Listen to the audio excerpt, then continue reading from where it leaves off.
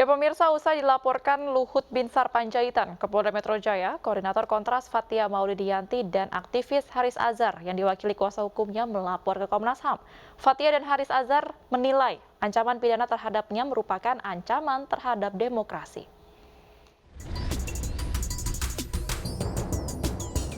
Koordinator Kontras Fathia Maulidiyanti dan aktivis Haris Azhar yang diwakili kuasa hukumnya meminta perlindungan kepada Komnas HAM atas laporan Menko Marves Luhut Binsar Panjaitan ke Polda Metro Jaya. Fathia menilai ancaman pidana terhadapnya merupakan serangan terhadap demokrasi karena yang disampaikannya berdasarkan penelitian oleh masyarakat sipil dan bagian dari berekspresi dan berpendapat. Penelitian yang sudah dibuat. Nah, oleh karena adanya ancaman pemidanaan ataupun gugatan, kami minta kepada Komnas HAM untuk memberikan perlindungan bagi orang-orang, khususnya Fathia dan juga kawan-kawan yang lainnya, itu untuk diberikan perlindungan gitu. Karena apa yang mereka sampaikan ini basisnya adalah penelitian dan diarahkan kepada pejabat publik karena ada indikasi konflik kepentingan berdasarkan temuan riset kami. Pihak Komnas HAM akan mendalami laporan Fathia dan Haris Azhar untuk menentukan langkah lebih lanjut. Dan yang lain adalah memang permintaan kepada Komnas untuk menetapkan sebagai pembela HAM. Dan Komnas memang punya prosedur itu, tapi tentunya tidak serta-merta gitu. Teman-teman datang langsung kami nyatakan, kami harus mendalami dulu. Rabu 22 September, Menko Marves Luhut Binsar Panjaitan melaporkan aktivis Haris Azhar dan Koordinator Kontras Fathia Maulidiyanti atas dugaan fitnah dan pencemaran nama baik karena menyebut Luhut terlibat dalam bisnis tambang di Papua. Tidak hanya ancaman pidana, Luhut juga menggugat keduanya secara perdata ganti rugi 100 miliar rupiah. Dari Jakarta, Angelica Devagam, Arif Tribawono, Rizky Ihwal, iNews melaporkan. Polda Metro Jaya akan memanggil Luhut Binsar Panjaitan terkait laporannya terhadap Haris Azhar dan Fathia Maulidiyanti. Pemanggilan dilakukan untuk menyiapkan administrasi penyelidikan atas dugaan fitnah dan pencemaran nama baik melalui media elektronik.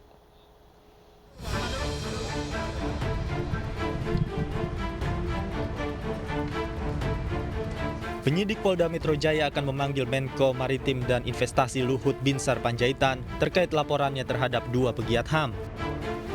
Polisi akan menyiapkan administrasi penyelidikan terkait ada tidaknya dugaan tindak pidana dalam kasus yang dilaporkan Luhut. Penyelidikan, makanya nanti kita akan rencana tindak lanjut, kita akan mengundang, karena masih tahap penyelidikan, nanti kita akan mengundang pelapornya sendiri nantinya dengan membawa alat-alat buktinya, bukti-bukti yang disampaikan persangkaannya ini kan dugaan pidana kan di sini. Ini akan kita undang nanti selanjutnya tahapan-tahapannya sampai dengan ke terlapornya nanti. Kita masih melengkapi dulu, ya, cepatnya. Sebelumnya, Luhut melaporkan Direktur Lokataru Haris Azhar dan Koordinator Kontras Fathia Maulidiyanti ke Polda Metro Jaya. Laporan terkait dugaan fitnah dan pencemaran nama baik melalui media elektronik. Luhut mengklaim laporan ini dibuat karena somasi yang ia layangkan tidak direspon. Selain gugatan pidana, Luhut juga mengajukan gugatan perdata sebesar 100 miliar rupiah. Kamu udah dibilang somasi oleh Pak Junifer 2 kali, nggak ada juga. Ya kan udah cukup, masa kita mau terus-terus? Kan semua itu tidak ada kebebasan absolut. Saya ingin ingatkan kepada publik ya, tidak ada kebebasan absolut. Semua kebebasan bertanggung jawab. Jadi saya punya hak juga untuk membela hak asasi saya. Ya, jadi karena saya tidak melakukan itu, tidak ada. Dan saya sudah minta bukti-bukti, tidak ada. Dia bilang research tidak ada. Jadi saya nuntut, dan ini saya kira pembelajaran buat kita semua masyarakat. Perseteruan Luhut dan Haris berawal dari video percakapan Haris dan Fathia di YouTube. Dalam percakapan di video, disebut bahwa Luhut ikut bermain dalam bisnis tambang di Intan Jaya, Papua. Namanya Tobakom Delmandiri. Tobakom Delmandiri.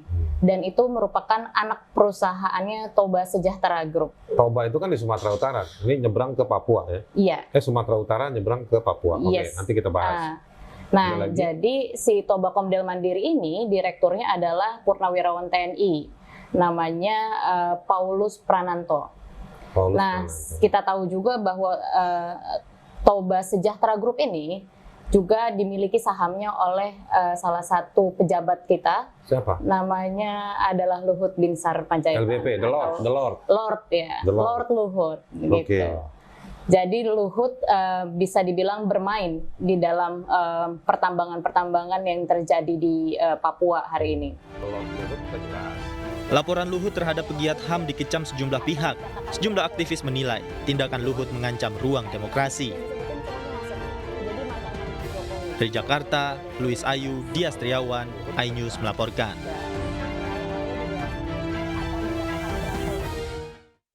Laporan Luhut terhadap Haris Azhar dan Fathia Maulidiyah dianggap sebagai ancaman demokrasi oleh sejumlah aktivis. Sementara pihak terlapor berharap Luhut menjawab semua kritik dengan data dan juga fakta. Berikut cuplikan dialog dalam program iNews sore tadi.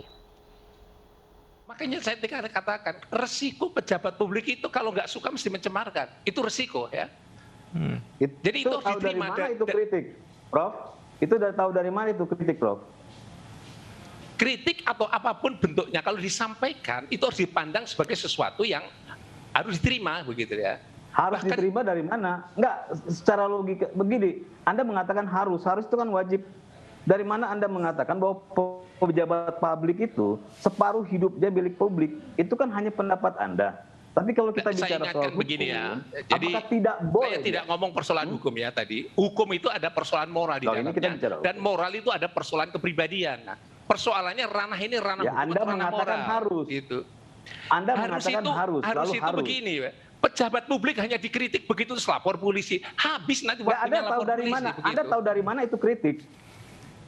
Anda bisa memutuskan. Saya ingin katakan bahwa begini, kalau pejabat publik itu apapun mesti disorot ya. Baik pun disorot, kurang baiknya tidak disorot, nggak menjadi masalah gitu. Kalau menurut pendapat saya begitu. Ya, nggak begini. Ketika Pak Luhut, ya, secara pribadi kan yang Pak Luhut melaporkannya sebagai menteri apa sebagai pribadi dia? Ya kan sebagai saya pribadi. Katakan di Indonesia itu agak sulit mengatakan bahwa, ya saya ulangi lagi ya, laporan itu pribadi atau menteri itu sulit untuk dipisahkan. Karena pejabat Indonesia itu 24 jam itu sebagai pejabat, lurah itu sebagai 24 jam sebagai lurah gitu. Jadi ya, itu kan menurut Prof. Makanya tadi saya katakan ini persoalan hukumnya itu bagian yang lain. Ini persoalan sebelum masuk hukum itu namanya persoalan moral dan kepribadian gitu. Betul. Tapi saya mau tanya, di mana Prof bisa menyatakan itu bagian dari kritik? Iya, ini saya bilang ini berbahaya.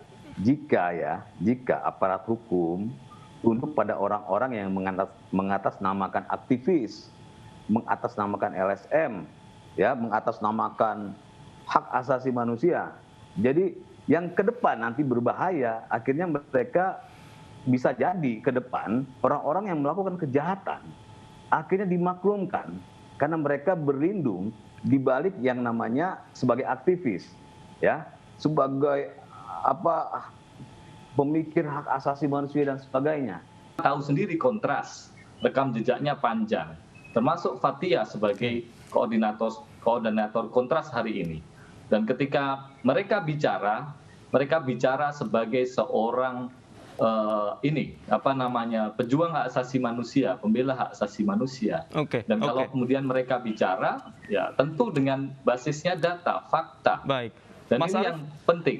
Mas Arief, kemudian apa yang Anda harapkan respon dari Pak Luhut untuk mengcounter data yang Anda miliki? Apakah tidak dengan lapor? Apakah Anda juga berharap Pak Luhut hanya merespon, mengcounter itu dengan data-data saja atau seperti apa? Iya, saya kira ada prinsip ya yang berlaku di dunia akademik ya dan di dunia demokrasi ya. Ketika kita bicara pendapat, ya jawab dengan pendapat. Ketika ada data, dilawan dengan data. Riset dilawan dengan riset. Itulah negara demokrasi. Akhirnya ada dialog, diskursus di sana, sehingga kemudian lahir sebuah konklusi yang baik untuk kepentingan bangsa dan negara ini. Jadi, sebagaimana saya sampaikan di awal, sangat berlebihan dan tidak patut, tidak elok seorang pejabat publik itu kemudian melaporkan seorang warga negara yang berpartisipasi, ya, aktivis hak asasi manusia yang berpartisipasi, memberikan informasi kritiknya terhadap pemerintah berbasis data itu dengan somasi ya, dengan gugatan dan dengan laporan pidana. Mantan Gubernur Sumatera Selatan Alex Nurdin menjadi tersangka korupsi pembangunan Masjid Sriwijaya Palembang. Informasinya akan hadir usai jeda berikut, tetaplah di News Malam.